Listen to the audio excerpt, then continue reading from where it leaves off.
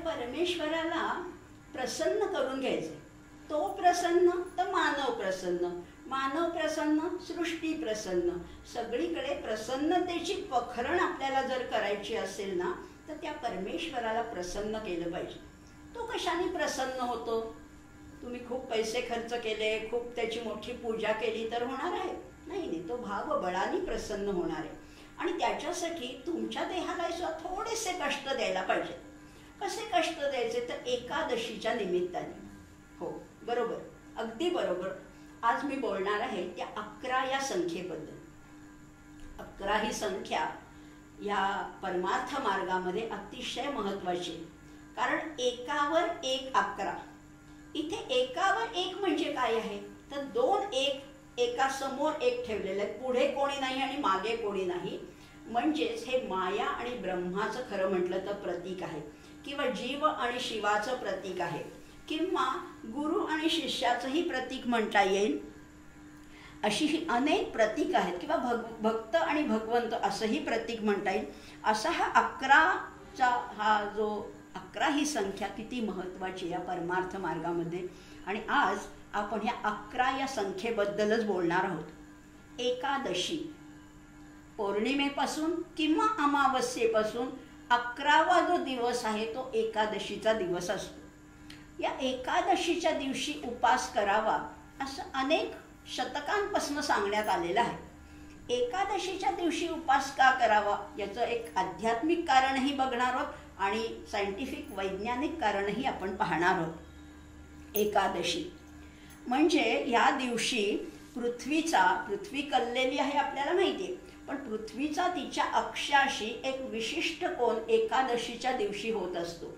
आणि या एकादशीच्या दिवशी असा कोन झाल्यामुळे तो जो दिवस आहे त्याची जी स्पंदन आहेत ती सगळ्या अवयवांना अनुकूल अशी दिशा देतात.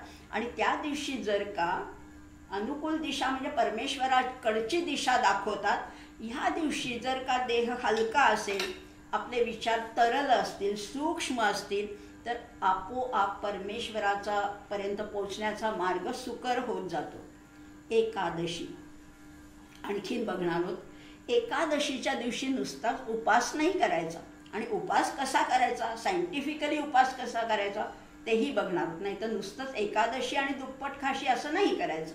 शरीर हलकं पाहिजे, विचार तरल पाहिजे. अल्पाहार किंवा फलाहार किंवा पूर्वी निर्जळी एकादशी असं म्हणण्यात यायचं, असा आहार घेतला तर शरीर आपोआप हलकं होतं. आणि दुसरी गोष्ट म्हणजे असं आहे की नुसताच उपवास नाही करायचा, तर 11 इंद्रिय आपली परमेश्वराच्या दिशेने वळवायचे. कुठली 11 इंद्रिय? 5 ज्ञानेंद्रिय, 5 कर्मेंद्रिय आणि 1 मन. कारण मन हे या 10ही इंद्रियांशी जोडलेलं आहे. अशी 11 इंद्रिय परमेश्वरापाशी जोडायचे. डोळ्यांना म्हणायचे की तुम्ही फक्त विठोबाचं मुख बघा. घ्या हो तुम्ही डोळे सुख, पहा विठोबाचे मुख. डोळ्यांना सांगायचे विठोबाकडे पहा. सगळ्या कानांना सांगायचं तुम्ही त्याचं भजन ऐका. सगळी इंद्रिय त्याच्याकडे लावायची जर का असतील तर ही खरी एकादशी होणार. 11 इंद्रिय त्याच्याकडे लावायची. आता उपास कसा करायचा याचं आध्यात्मिक आणि सायंटिफिक कारणही बघणार. जसं आपण म्हटलं की शरीर जेवढं हलकं असेल तेवढे विचार तरल होत जातात. शरीर जड झालं ना, खूप अति आहार झाला तर सुस्ती येते आणि मग मनाला सुद्धा काही विचार करायला संधीच राहत नाही. विचार तरल होण्यासाठी शरीर हलकं पाहिजे, तरल पाहिजे. याच्यासाठी अल्पाहार फलाहार सांगितलाय. त्याच्या पलीकडे जाऊन आपण आणखीन एक गोष्ट आज नवीन बघणार आहोत की 2 आहारामध्ये 11 तासाचं अंतर ठेवायचं. एकादशीच्या दिवशी 2 आहारामध्ये 11 तासाचं अंतर ठेवायचं. आणि ह्याला सायंटिफिक कारण सुद्धा आहे. आपल्या शरीरामध्ये 2 प्रकारच्या पेशी आहेत, व्हाईट ब्लड सेल्स आणि रेड ब्लड सेल्स, लाल रक्तपेशी आणि पांढऱ्या रक्तपेशी. आपल्या सगळ्यांना माहिती आहे पांढऱ्या रक्तपेशी या फायटरचं काम करतात, सोल्जरचं काम करतात, इम्युनिटी वाढवतात आणि दुसरा रोग जर का शरीरात शिरू बघत असेल तर त्याचा प्रतिकार करतात. या व्हाईट ब्लड सेल्समध्ये टी सेल्स असतात आणि या टी सेल्स कॅन्सरशी लढण्याचं एक महत्त्वाचं काम करत असतात. या टी सेल्सना ॲक्टिव्हेट करण्यासाठी त्यांना थोडं उपाशी ठेवावं लागतं. म्हणजेच 11 तासाच्या उपासामध्ये त्यांना काहीही मिळालं नाही तर त्या उसळून उठतात, ॲक्टिव्हेट होतात असंही म्हटलेलं आहे. किंवा सायंटिफिक भाषेमध्ये याला ऑटोफॅगी म्हटलेलं आहे. ऑटोफॅगीमुळे काय होतं तर या सेल्स ॲक्टिव्हेट होतात, इम्युनिटी वाढायला लागते, इम्युनिटी आपोआप वाढते. आणि हे केव्हा करायचं? रोज नाही करायचं, तर वर्षातनं कमीत कमी 24 दिवस करायचं, वर्षातनं 24 दिवस. आणि हे सहज शक्य आहे. आणि आपल्याकडे तर शास्त्रच सांगून ठेवलेलं आहे, महिन्यामध्ये 2 एकादशात, 12 महिन्याच्या 24 एकादशा. 24 एकादशीला जरी तुम्ही एवढं जरी पाळलं, 11 तासाचा उपवास म्हणजे एवढं अवघड नाही आहे बरं का. सकाळी समजा 9ला तुम्ही व्यवस्थित न्याहारी केलीत किंवा उपवासाचे काही पदार्थ खाल्लेत तर रात्री 8पर्यंत तुम्हाला उपाशी राहता येतं. रात्री 8ला पुन्हा हलका आहार घेऊ शकता. इतकं कठीण नाहीच आहे. असं जर का केलं तर आपली इम्युनिटी वाढते, प्रतिकारशक्ती वाढते आणि मग आपण ह्या रोगजंतूवर मात करू शकतो. रोगजंतू तर जगामध्ये असणारच आहेत, नवनवीन रोगजंतू येत आहेत. आता आपण या मागच्याच वर्षी या कोरोनाच्या सावटाखाली, त्याच्या भीतीच्या छायेखाली वावरत होतो. रोगजंतू नवनवीन येणारच आहेत, पण आपली इम्युनिटी इतकी स्ट्रॉंग ठेवायची की आपल्या शरीरात यांनी प्रवेश केलाच नाही पाहिजे. असं जर का करता आलं तर ह्या एकादशीचं जे खरा उद्देश आहे तो सफल होणार आहे. ही एकादशी करताना सुद्धा जे 11 तास उपास करणार आहोत ते सुद्धा परमेश्वराच्या चरणापाशी किंवा त्याच्या भजन पूजनामध्ये किंवा त्याच्या नामस्मरणामध्ये घालवायचे. आता एकादशीच्या तर आहेच आहे, एकादशीचं महत्त्व आपण पाहिलं. असा एकादश अक्षरी मंत्र काही आहे का? आहे ना. समर्थांचाच मंत्र आहे, जय जय रघुवीर समर्थ.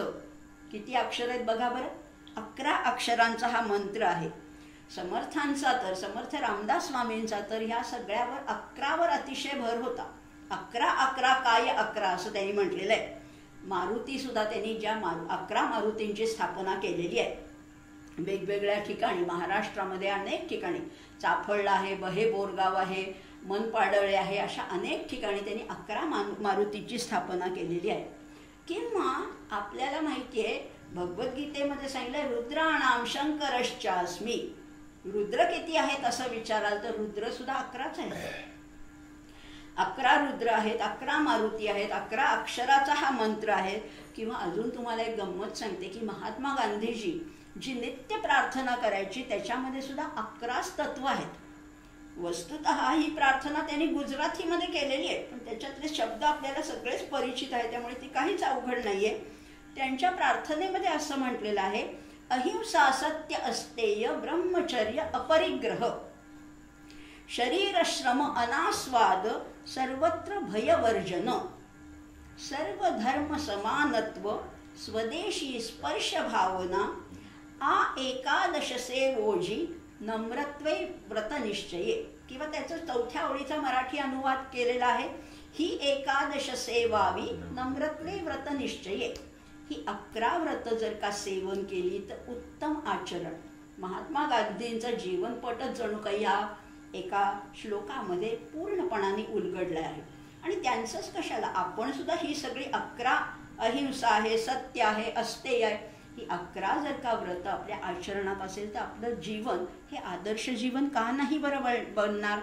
त्यामुळे हे आपण 11 संख्येचं महत्त्व बघतोय. जसं आपण मगाशी पाहिलं, एकावर एक 11. माया ब्रह्म आहे, जीव शिव आहे, प्रकृती पुरुष आहे, सगुण निर्गुण आहे. कुठल्याही अंगाने बघा 11 म्हणजे एकावर एक 11. प्रार्थना, आता आपण नित्य प्रार्थना महात्मा गांधींची पाहिली, पण कुठलीही प्रार्थना घ्या ना, कुठलीही प्रार्थना घ्या. प्रार्थना ही नेहमीच परिणामकारक असते, प्रभावशाली असते. प्रार्थनेमध्ये सामर्थ्य तर आहेच आहे. अशी प्रार्थना कुठलंही तुमचं आराध्य दैवत कुठलंही असो, राम असो, कृष्ण असो, गणपती असो, शंकर असो, प्रार्थना केली की त्याच्या पाठोपाठ तुम्हाला 11 गोष्टी साध्य होतात. कुठल्या 11 गोष्टी साध्य होतात तेही बघणार आहोत बरं का. सगळं 11 बघणार होत आज आपण. पहिली गोष्ट आहे श्रद्धा वाढीला लागते. पहिल्यांदा तुमची श्रद्धा नसेल, तुम्ही आपली करायची म्हणून मेकॅनिकली प्रार्थना केली असेल, पण प्रार्थनेमुळे श्रद्धा वाढीला लागते, मेधा वाढते, यश प्राप्त होतं, प्रज्ञा मिळते, विद्या आहे, बुद्धी आहे, श्री आहे, बल आहे, आयुष्य आहे, तेज आहे आणि आरोग्य आहे. या 11 गोष्टींची प्राप्ती केवळ एका प्रार्थनेमुळे होते. ही प्रार्थना करताना किंवा श्री सुक्ताच्या शेवटी सुद्धा म्हटलेलं जे आहे, आयुर्बलम यशो वर्चः प्रजा पशून वसूनिच ब्रह्म प्रज्ञांच मेधांच त्वन्नो देही वनस्पती. या ज्या ही वनस्पतीची प्रार्थना ही श्री सुक्तातली नाहीये, पण वनस्पतीला सुद्धा ह्या सगळ्या वनस्पतीला नमस्कार करा, तुळशीला नमस्कार करा, बेलाला नमस्कार करा, उमराच्या झाडाला नमस्कार करा. या प्रार्थनेने या 11 गोष्टी नक्कीच सिद्ध होतात असं म्हटलेलं आहे. 11 ही संख्या बघतोय आपण. आता ह्या गोष्टी त्या प्रार्थनेने साध्य होतात, पण औषधी रसायनांनी सुद्धा काही आपल्या शरीराची ताकद वाढवता येते बरं का. रसायनाने, औषध नाही म्हटलेलं, त्याला रसायन म्हटलेलं आहे. काय काय होतं आणि हे वाग्भटाने सांगून ठेवलेलं आहे. रसायनाने आपल्याला काय वाढवता येतं, आयुष्य सुद्धा वाढवता येतं. दीर्घायुष्य प्राप्ती ह्या रसायनाने होऊ शकते, स्मरणशक्तीमध्ये वाढ होऊ शकते, धारणाशक्ती वाढू शकते, आरोग्य आहे, तारुण्य आहे, एजिंग जे आहे ते हळूहळू थोडं पुढे ढकलता येतं, तेजस्वी वर्ण मिळतो, स्वरसौष्ठव आहे, वाक्सिद्धी आहे, वीर्य संपन्नता आहे आणि उत्कृष्ट सतेज कांती आहे आणि इंद्रिय बल. अशी ही 11 गोष्टींचा लाभ केवळ या रसायनाने मिळू शकतो. आणि ह्याला सुद्धा आधार आहे बरं का, याला सुद्धा पुरावा आहे. कारण श्वेताश्वतर उपनिषदामध्ये सांगितलेलं आहे, लघुत्वम आरोग्य मलोलुपत्वम. लघुत्व हलकेपणा आहे, तो शरीर वजन कितीही असो, शरीराला एक प्रकारचा हलके, लघुत्वम आरोग्यम अलोलुपत्वम वर्णप्रसादम स्वरसौष्ठवम. जो वर्ण उजळतोच, काळे गोरे ह्याचा प्रश्न नाहीये, कुठलाही वर्ण असो पण तो तेजस्वी होतो. स्वराला एक प्रकारचा गोडवा येतो. गंध शुभो मूत्र पुरीशमल्पम. अंगाला एक सुंदर असा गंध येतो. मूत्र आणि पुरुष मलमूत्र विसर्जनाचं जे प्रमाण आहे तेही कमी होतं. योग प्रवृत्ती प्रथमाम वदंती असं श्वेताश्वतर उपनिषद सांगतं. आणि इथेही तेच सांगितलंय, हे सगळं रसायनाने प्राप्त होतं. किती आमच्या ऋषी मुनींनी किती शोध लावले होते, आणि हे कोणासाठी, स्वतःसाठी नाही, मानवी जातीच्या कल्याणासाठी, संपूर्ण मानव जातीच्या कल्याणासाठी हे केलं होतं. याच्या पलीकडे त्यांचं ज्ञान किती वेगवेगळ्या विषयांचं होतं. म्हणजे आता कालमापनाचे आता सध्या शोध लागलेले आहेत, अगदी सेकंदाचा सुद्धा, अगदी फ्रॅक्शन ऑफ सेकंड सुद्धा मोजता येतं. पण आमच्या ऋषींनी हे कधीच मोजून ठेवलेलं आहे. आणि त्याला ते म्हणत होते निमेष. पापणी मिटायला जेवढा वेळ लागतो त्याला निमेष म्हटलेलं आहे. म्हणजे किती वेळ लागतो ते त्यांनी मोजलेलं होतं. निमेष हा पहिला भाग झाला. काष्ठा, कला, मुहूर्त, अहोरात्र, पक्ष, मास, ऋतू, अयन, संवत्सर, युग अशी ही 11 गोष्टी त्यांनी मोजलेल्या आहेत. म्हणजे अगदी सेकंदापासून युगांतापर्यंत एवढं सगळं त्यांनी या 11 परिमाणामध्ये ही सगळी संपूर्ण कालमापन पद्धती बसवलेली आहे. जे भगवद्गीतेमध्ये सांगितलंय, काल कलयतामहम. मोजणाऱ्यामध्ये मी काळ आहे असंही म्हटलेलं आहे. काळाचे भाग इतकी अचूक पद्धती आहे की आजही त्याच्यामध्ये एकही दोष सापडणार नाही. फ्लॉलेस अशी ही पद्धत आहे. म्हणजे या सगळ्या कशा कशाचा अभ्यास केला होता हो आमच्या ऋषी मुनींनी. म्हणजे खगोल आहे, खगोलशास्त्र आहे, ज्योतिषशास्त्र आहे, शरीरशास्त्र आहे, धातुशास्त्र आहे, जीवशास्त्र आहे, वनस्पतीशास्त्र आहे, औषध योजना आहे आणि शल्यकर्माचा सुद्धा, सर्जरीचा सुद्धा अभ्यास होता ऋषी मुनींचा सुद्धा. म्हणजे ते शास्त्रज्ञच होते, राहाणी साधी होती, पण केवढं ज्ञान होतं. आणि हे ज्ञान कसं प्राप्त झालं तर केवळ तरल चिंतनाने. असे ज्ञानाच्या अनेक शाखा त्यांना अवगत होत्या. पण ह्या ज्ञानाच्या सर्व शाखांपेक्षा एक श्रेष्ठ ज्ञान आहे, ते म्हणजे आहे आत्मज्ञान. आत्मज्ञान हे सर्वश्रेष्ठ ज्ञान आहे. आणि जसं आपण मागे पाहिलं तर की वेदामध्ये काय सांगितलं तर वेद हे सकाम आहेत, पण वेदांचा जो शेवटचा भाग आहे किंवा ज्याला वेदांत म्हणतात किंवा ज्याला श्रुती म्हणतात, ती उपनिषद जी आहेत ना, ती उपनिषदामध्ये प्युअर नॉलेज सांगितले, पूर्ण ज्ञानच आहे, केवळ ज्ञान आहे. आणि ते ज्ञान कुठलं, ते भौतिक ज्ञान नाही आहे, तर ते आत्मज्ञानाचा शोध आहे, ते आत्मज्ञान आहे. अशी ही उपनिषदं तरी किती आहेत? अशी उपनिषद प्रमुख अनेक उपनिषद आहेत, 200च्या वर उपनिषद आहेत, छोटी छोटी सुद्धा उपनिषद आहेत. प्रमुख उपनिषद किंवा ज्याच्यावर शंकराचार्यांनी भाष्य केलेलं आहे अशी किती उपनिषद आहेत? तर अशी ही सुद्धा 11च उपनिषद आहेत. कुठली 11 उपनिषद आहेत? तर ईश केन कठ, ईश केन कठ, प्रश्न मुंडक मांडुक्य, ऐतरेय तैत्तिरीय, श्वेताश्वतर, छांदोग्य आणि बृहदारण्य अशी 11 उपनिषदं ही प्रमुख मानली जातात आणि ह्याच्यावर अनेक विद्वान चिंतन करतात, लेखन करतात, मनन करतात. असं हे उपनिषदातलं ज्ञान आहे. आता 11 उपनिषदं आपण पाहिली, पण उपनिषद ह्या शब्दाचा अर्थ काय आहे? शब्दशः अर्थ उपनिषदाचा आहे उप अधिक नी अधिक सद. उप म्हणजे जवळ, नी म्हणजे निश्चयाने, सद म्हणजे शरण जाणे किंवा सैल करणे असा त्याचा अर्थ आहे. म्हणजे गुरुजवळ जाऊन निश्चयाने नीट बसून त्यांची सेवा करून त्यांच्याकडनं काही ज्ञान प्राप्त करणं, त्यांना शरण जाणं किंवा आपल्या ज्या गाठी आहेत, हृदय ग्रंथी ज्या आहेत त्या सैल करणं, असा उपनिषदचा एक अर्थ आहे. आता ह्याच उपनिषदाचे 11 अर्थ आहेत. बरं, उपनिषद ह्या शब्दाचेच 11 आणि आज आपण 11 संख्येबद्दल बोलतोय म्हणून मी 11 अर्थ सांगणार आहे त्याचे. गुरु सानिध्य हा पहिला अर्थ झाला, गुरुच्या सन्निध जाऊन बसायचे, गुरु सानिध्य. दुसरा आहे गुरु सेवा. तिसरं आहे आत्मबल. आत्मबल आहे उत्थान आहे, म्हणजे काहीतरी वर पायरी जायची, आपल्याला उन्नती करायची, उत्थान आहे. ब्रह्मचर्य आहे, जीवन निरीक्षण आहे. शेवटी उपनिषद तरी काय? हे सगळं ऑब्झर्वेशन आहे, हे जीवन निरीक्षण आहे, श्रवण आहे, मनन आहे, अवबोधन आहे, जाणून घेणं आहे. नुसतंच अवबोधन नाही, त्याप्रमाणे आचरण आहे. आणि 11वं म्हणजे त्याची अनुभूती आहे. असे 11 अर्थ उपनिषदातनं आपल्याला प्राप्त होतात असंही म्हटलेलं आहे. असे हे उपनिषदातनं अर्थ प्राप्त होण्यासाठी आपलं शरीर सुद्धा सक्षम पाहिजे. समजा बुद्धी तल्लख आहे पण शरीर साथ देत नाही, त्याचा काहीच उपयोग नाही. शरीराची साथही तेवढीच महत्त्वाची आहे जेवढी विचारांची हवी तेवढीच. मग हे शरीर जे आहे, या शरीराला समजा एक राज्य मानलं किंवा देश मानलं तर त्याचं कुठल्याही एखाद्या गोष्टीचं सुसूत्र नियोजन करण्यासाठी त्याचं डिसेंट्रलायझेशन करावं लागतं. राज्यसुद्धा एकच माणूस चालवेल म्हटलं तर चालणार नाही, त्याचं डिसेंट्रलायझेशन किंवा विकेंद्रीकरण करायला लागतं. मग या शरीराचं सुद्धा विकेंद्रीकरण केलेलं आहे. प्रत्येकाला एक खातं सोपवलेलं आहे, प्रत्येकाला एक डिपार्टमेंट सोपवलेलं आहे आणि त्याप्रमाणे त्यांनी काम करायचं. संपूर्ण शरीर हा हे जर का एक राज्य समजलं, त्याचा पंतप्रधान कोण आहे? तर मोठा मेंदू हा त्याचा पंतप्रधान आहे. उपपंतप्रधान कोण आहे? तर लहान मेंदू हा त्याचा उपपंतप्रधान आहे. कान काय काम करतात?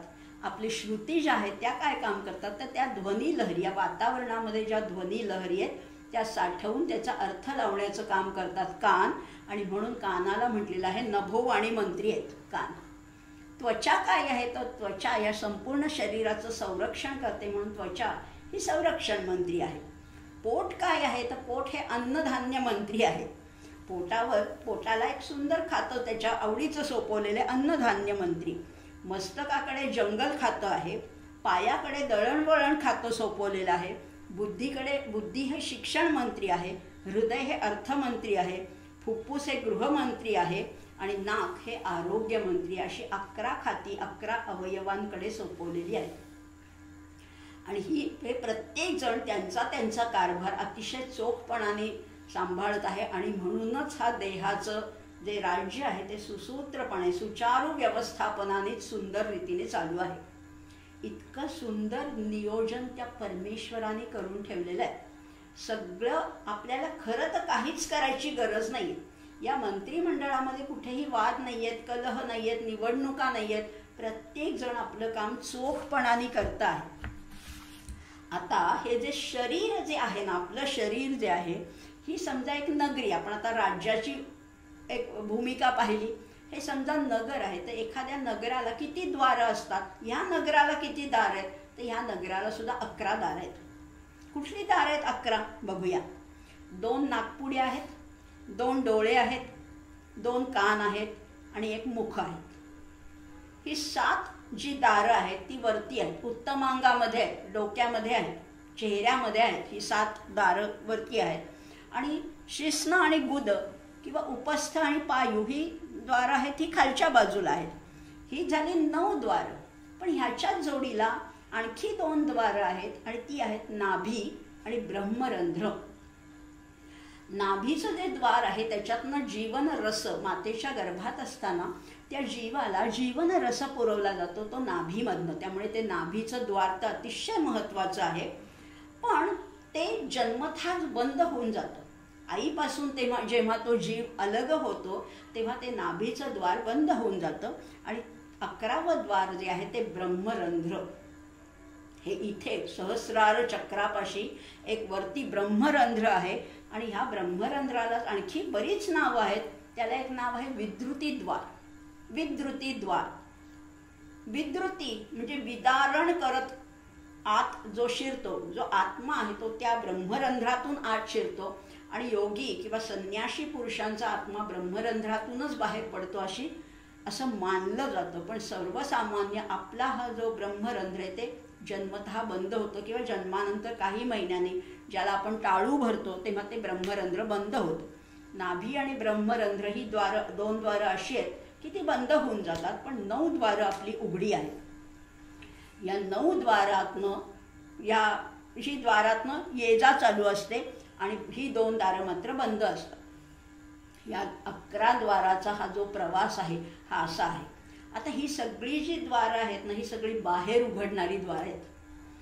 सगळी द्वारं बाहेर उघडतात. परांची खाणी व्यतृणच स्वयंभू कठोपनिषदामध्ये सांगितलंय. ही सगळी द्वारं बाहेर उघडतात. डोळे बाहेरचं बघतात, कान बाहेरचा आवाज बघतात, रसना आहे ती बाहेरचा स्वाद चाकते. पण आत एक आहे ना, आत काहीतरी चालू आहे. आतलं दृश्य बघता येत नाही, आतला आवाज आम्हाला ऐकता येत नाही, आम्हाला काहीच आतलं कळत नाही. पण जर का एकादशीच्या दिवशी उपास केला आणि जर ह्या योग्य पद्धतीने केला आणि त्या अनुकूल त्या अवयवांना जर का एक दिशा दिली तर हीच बाहेर उघडणारी द्वारं आतही उघडू शकतात. असं त्याचं 11 गोष्टींचं महत्त्व आहे. 11 11 11 कितीतरी आपण 11च्या संदर्भात अनेक गोष्टी पाहिलेल्या आहेत. आता आम्हालाही वाटतंय की हो निदान आता तरी थोडं कळायला लागलं की आता हे आयुष्य बरंचसं उलटून गेल्यावर वाटतं की हो परमेश्वराचा शोध घेतला पाहिजे, तिथपर्यंत पोचलं पाहिजे. हे ऋषी मुनी कसे दीर्घायुषी होते, निरोगी होते. बघा ना, पूर्वीचे ऋषी किती काटक होते, किती कामं करायचे, किती जंगलातनं समिधा वगैरे गोळा करणं हे सगळं फार अवघड कामं होती. तरीसुद्धा त्यांना ते जमत होतं आणि आम्हाला काहीच कसं जमत नाही. आम्हाला जर का असं शरीर पाहिजे असेल तर आम्ही कुठला आहार घ्यायचा? आहाराबद्दल सुद्धा सांगितलंय. आणि 11 प्रकारचा आहार जर का तुम्ही घेतलात तर त्याला सात्विक आहार असं म्हटलेलं आहे. आणि सात्विक आहार घेतला तर आपलं शरीर सुद्धा इतकंच काटक, इतकंच निरोगी, इतकंच खणखणीत, इतकंच ठणठणीत होणार आहे. आता 11 प्रकारचा सात्विक आणि शुद्ध आहार कुठला हे बघणार आहोत. पहिलं आहे, सगळ्यात पहिलं आणि महत्त्वाचं आहे ते भैक्ष्य. भैक्ष्य म्हणजे काय तर भिक्षान्न. भिक्षा मागून आणलेला आहार हा सगळ्यात श्रेष्ठ आहे. का बरं? भिक्षेच्या आहारामध्ये असं काय आहे? आम्हाला नाही बाबा भिक्षा वगैरे आवडत. भिक्षेने पहिलं काय होतं तर भिक्षेने तुमचा अहंकार ठेचला जातो. मी शहाणा, मी केवढा मोठा, मी किती श्रीमंत, मी माझी किती हुद्दा मोठा, काही नाही. भिक्षा मागताना तुम्हाला दुसऱ्यापुढे हात पसरावे लागतात, झोळी पसरावी लागते. पहिलं मीपणाचा पहिलाच तिथे निराश होतो. दुसरी गोष्ट म्हणजे तिथे रसनेच्या चवीढवीला फारसा वावच नसतो. काय भिक्षा मिळावी हे आपल्या हातातच नसतं. जे मिळेल यदृच्छा लाभ संतुष्टो. पुन्हा पुन्हा आपण तो श्लोक म्हणतोय. यदृच्छा, परमेश्वर इच्छेने मला आज पंचपक्वान्न सुद्धा मिळू शकतील, उद्या उपवास सुद्धा घडू शकेल. पण भिक्षेमध्ये तुम्हाला चॉईस नसतो. त्यामुळे भिक्षान्न हे सगळ्यात श्रेष्ठ शुद्ध सात्विक आहार आहे. समर्थ तर ही भिक्षा गोदावरीच्या पाण्यामध्ये धुवून घ्यायचे, म्हणजे त्याच्यातला तेला तुपाचा अंशही जायचा, माशांना खायला मिळायचं. या सगळ्या गोष्टी सांभाळत या गोळाभर अन्नाने त्यांचा देह किती चांगला निरोगी आणि खणखणीत झाला होता हे आपल्याला माहिती आहे. त्यामुळे भिक्षान्न किंवा समर्थाने तर त्याला कामधेनू म्हटलेलं आहे. दुसरं जे आहे ते यवागू म्हटलेलं आहे. यवागू म्हणजे काय तर भाताची किंवा कुठल्याही पदार्थाची पातळ अशी पेज किंवा ज्याला कांजी म्हणतात, ही सुद्धा शुद्ध सात्विक आहारामध्ये मोडते. ही जर का आपल्या रोजच्या सेवनात असेल तर त्याचंही फळ अतिशय मोठं आहे. दूध आहे, दूध तर आपल्या सगळ्यांना परिचित आहे आणि दूध हे सात्विक आहार आहे आपल्याला माहिती आहे, आपण जाणतो. दूध आहे, ताक आहे. याच्या व्यतिरिक्त आपण फारसं न वापरात असलेलं म्हणजे सातू. सातू हे जेवढं वापरात असेल हलकं आहे आणि पोट भरतं. थोडंसं जरी सातूचं पीठ दुधात म्हणा कालवून घेतलं तरी त्यांनी पोट भरतं. किंवा पुढचा पदार्थ आहे सातूपासून बनवलेला एखादा पदार्थ, असं जर का आपल्याला घेता आलं तर हा पदार्थ आहे. नंतर फळं आहेत, कंदमुळं आहेत, हे सुद्धा ह्याचा आहारात समावेश असेल तर त्यांनी सुस्ती येत नाही, जडपणा येत नाही, चरबी वाढत नाही असंही म्हटलेलं आहे. पुढचं सांगितलेलं आहे 9वा पदार्थ सांगितलं तो म्हणजे कण सांगितलेला आहे. कण याचा अर्थ काय आहे तर त्याला म्हटलेलं आहे उंच वृत्ती. बघा आता भिक्षेच्या खालोखालच आहे हे. कण म्हणजे काय आहे तर उंच वृत्ती, म्हणजे शेतामध्ये सगळं पीक काढल्यानंतर पीक सगळं पाठवलं कुठे व्यापारासाठी पाठवल्यानंतर जेवढी कणसं खाली पडलेली असतात, जेवढे कण पडलेले असतात त्याच्यावर राहणारे सुद्धा त्यांना उंच वृत्ती म्हणतात. आणि अशा संतुष्टतेने राहणारे काही लोक आहेत. या कणाचा सुद्धा फायदा आहे किंवा त्याचाही लाभ आहे आणि तेही शुद्ध सात्विक आहारात मोडतं. त्याच्यानंतर आहे राळं. राळे नावाचा पदार्थ आपण वापरत नाही, पण राळे हा अतिशय शुद्ध सात्विक आहार आहे. आणि शेवटचा 11वा आहे पेंड म्हटलेलं आहे त्यांनी किंवा लाह्या. आपण पेंड असं नाही, पेंड याचा अर्थ चोथा असा आहे, पण चोथा न घेता आपण त्याचा अर्थ लाह्या असं घेऊया. कुठल्याही पदार्थाच्या कुठल्याही बीजाच्या म्हणजे जोंधळ्याच्या असू दे, साळीच्या लाह्या असू दे, राजगिऱ्याच्या असू दे, लाह्या खाल्ल्या की त्याच्यापासून फार मोठा लाभ आहे की त्या भाजल्या भर्जित जे अन्न आहे ते परत रुजत नाही. तसंच हे सात्विक आहार आहे आणि सुस्ती येत नाही, त्यामुळे लाह्या खाणं हे अतिशय फायदेशीर आहे, लाभदायक आहे असं म्हटलेलं आहे. आणि याच्या पलीकडे जाऊन आणखीन एक आपल्याशी बोलायचं आहे की ह्या सगळ्या जे 11 पदार्थ आत्ता आपण बोललो याच्यावर निगेटिव्ह एनर्जी काम करत नाही. खरं म्हटलं ना तर पूर्वी अशी पद्धत होती की घरातच जे काय खायचं ते बंद घरातच खायचं. रस्त्यावर खाण्याची पद्धत पूर्वी नव्हती, खाऊच नाहीये खरं तर. किंवा प्रवासात सुद्धा जाताना दशमी घेण्याची पद्धत होती की जी दुधात भिजवलेली काही भाकरीचं पीठ असेल, पोळी असेल, पण दुधात भिजवली त्याच्यावर निगेटिव्ह एनर्जीचा परिणाम होत नाही. 3 गोष्टी अशा आहेत की ज्याच्यावर निगेटिव्ह एनर्जी काम करत नाही. दूध, फळं आणि लाह्या. या गोष्टीवर काहीही इतर गोष्टीचा वाईट परिणाम होत नाही. पण आजकाल तर पाणीपुरी काय, भेळ काय, डोसा काय, चायनीज काय, रस्त्यावर खाण्याचीच खरं तर फॅशन आहे. पण जेवढं तुमच्या इतर लोकांच्या पासनं निगेटिव्ह, कारण आपल्याला काही कंट्रोल नसतो ना, रस्त्यावरनं कोण जाणार आहे, चोर आहे का कसा माणूस आहे, त्याचा परिणाम आपल्या अन्नावर निश्चितपणाने होत असतो. त्यामुळे पहिले अन्न सांभाळा, आहार सांभाळा, म्हणजे आपोआप संस्कार सांभाळले जातील आणि संस्कार सांभाळले की आपल्याला ते परमेश्वरापर्यंत पोचणं त्या मानाने सुलभ सुकर होणार आहे.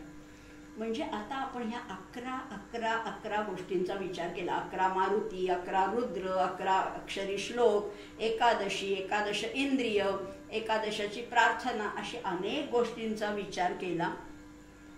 हा सगळा विचार शेवटी त्या परमेश्वरापर्यंतच न्यायचा आहे. त्या परमेश्वरापर्यंत पोचण्यासाठी ही सगळी साधनं आपण पाहिलेली आहेत. आता आपणही या आहारामध्ये, विहारामध्ये, आचारामध्ये थोडासा बदल करूया आणि त्या परमेश्वरापर्यंत पोचूया आणि त्यालाच शेवटी प्रार्थना करूया की असतो मा सद्गमय, तमसो मा ज्योतिर्गमय, मृत्योर्मा अमृतंगमय. ओम शांती शांती शांती.